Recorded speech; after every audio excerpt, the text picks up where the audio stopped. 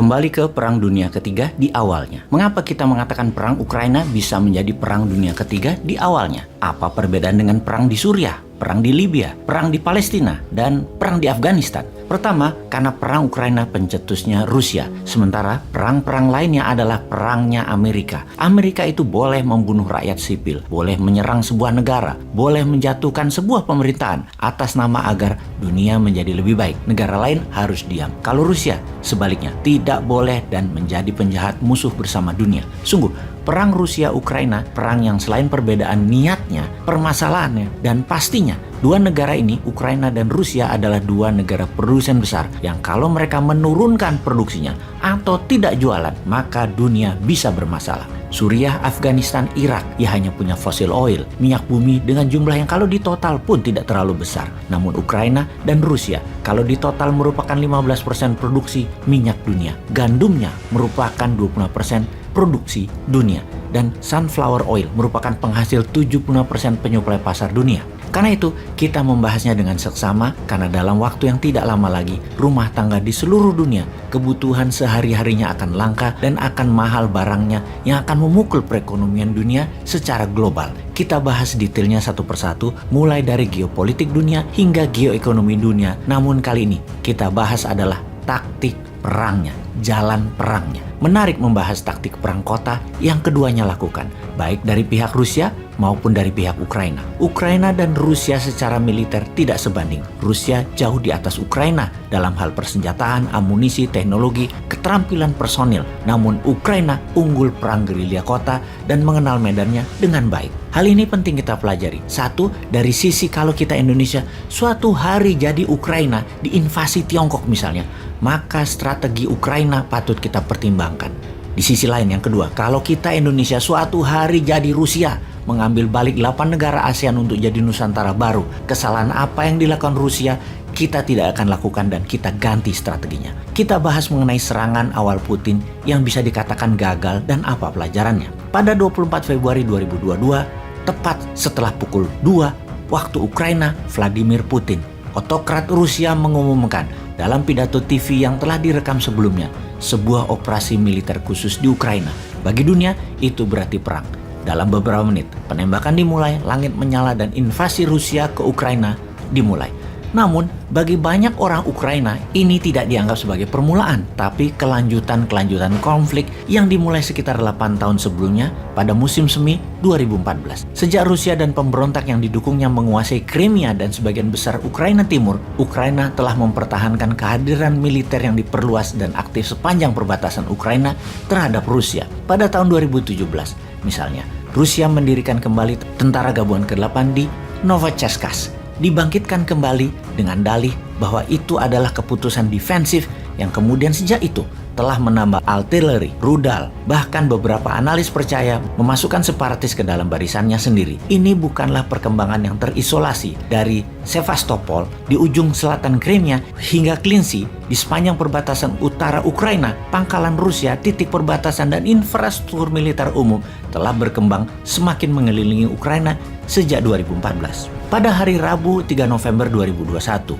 Kementerian Pertahanan Ukraina mengumumkan bahwa 90.000 tentara Rusia telah mengepung perbatasan negara Ukraina dan wilayah pendudukan Rusia yang berada di wilayah tersebut untuk latihan, yang seharusnya mereka balik lagi atau pulang lagi, tetapi mereka tidak pergi atau menetap. Bukan saja mereka tidak pergi, tapi jumlahnya terus bertambah. Citra satelit dari luar kota Yelnya di Rusia Barat pada bulan September masih kosong. Di bulan November, tentara gabungan ke-41 Rusia yang biasa bermarkas sekitar 3.000 km jauhnya tiba-tiba berada di sana dengan 1.200 tank, howitzer, artileri penarik, dan kendaraan pendukung. Pada bulan Januari 2022, pasukan Rusia meluncur ke Belarus untuk latihan bersama. Beberapa minggu kemudian diumumkan bahwa tentara akan tetap tinggal di area tersebut seperti di Yelnya, semakin diperluas sementara yang baru bermunculan, membentuk kepungan pasukan di sepanjang perbatasan Ukraina. Forensik digital satelit image juga menunjukkan bahwa kereta api memindahkan pasokan dari Rusia Timur sampai ke Belarus dalam jumlah yang sangat masif, sehingga dalam 3,5 bulan 175.000 tentara Rusia telah menumpuk sepanjang perbatasan Ukraina siap untuk bergerak. Tentara Rusia didoktrin, dan diyakini bahwa mereka adalah pasukan khusus pembebas Ukraina dari cengkraman penjajah NATO. Ketika jam 2 Putin mengatakan pasukan bergerak masuk ke Ukraina, pada jam-jam awal invasi Rusia ke Ukraina, pasukan penyerang Rusia bekerja untuk melumpuhkan infrastruktur militer Ukraina. Beberapa tembakan pertama dari konflik tersebut melibatkan serangan udara di pangkalan udara Ukraina dalam upaya membantu Rusia dengan cepat mendapatkan superioritas udara tanpa perlawanan yang kuat. Pada siang hari, fokus bergeser dari pertahanan antisipatif ke serangan saat lusinan helikopter Rusia mendaratkan pasukan di bandara Hostomel hanya beberapa mil dari Kiev. Hal itu nampak dalam upaya untuk menciptakan jembatan udara merebut kendali bandara untuk memungkinkan pesawat membawa lebih banyak masukan akan mendorong keluar ke Kiev.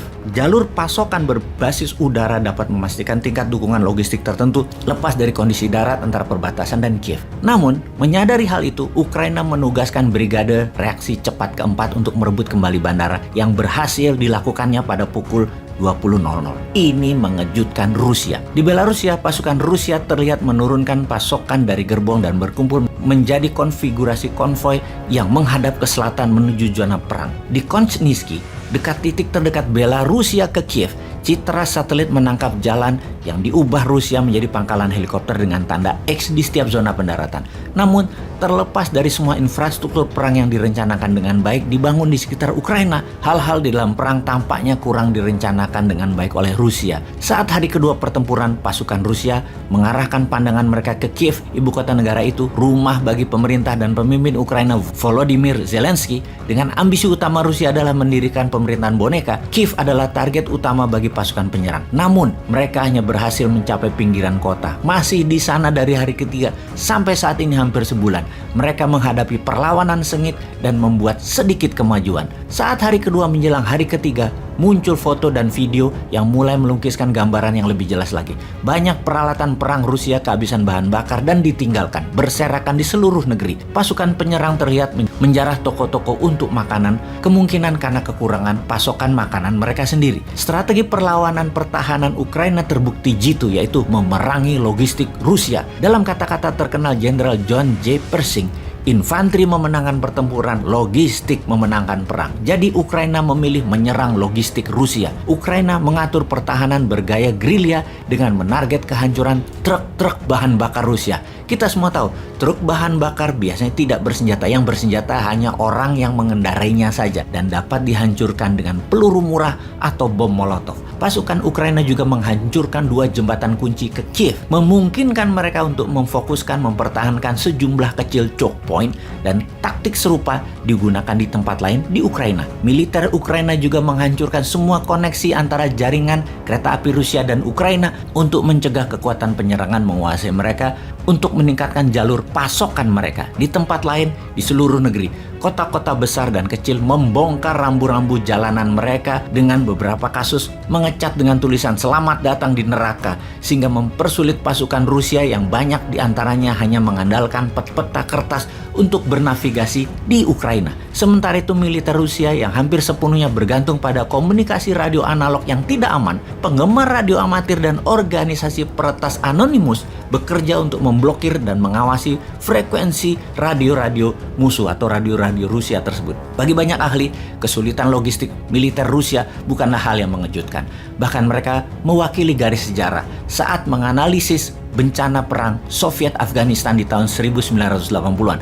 Kinerja logistik yang buruk sering menjadi alasan kegagalan Uni Soviet untuk mencapai tujuannya. Sahabat, kita semua tahu target dalam 4 hari serangan kilat Rusia seharusnya pasukannya sudah mencapai Kiev, dan dalam 1 minggu seharusnya Kiev sudah takluk. Ternyata pertahanan Ukraina menggagalkan rencana itu, dan ini semua membuat Putin marah. Tak ayal lagi, Putin memberi hukuman Kepala Dinas Keamanan Federal Rusia (FSB) dan wakilnya menjadi tahanan rumah karena dianggap memberi informasi palsu dan menyesatkan serta inkompeten, membuat serangan awal Rusia terhadap Ukraina gagal. Menjelang invasi, Badan Intelijen ini meyakinkan Putin bahwa Rusia hanya akan ada perlawanan kecil dari tentara Ukraina dan rakyat Ukraina. Yang mendukung Rusia itu banyak dan mereka tidak mendukung Zelensky.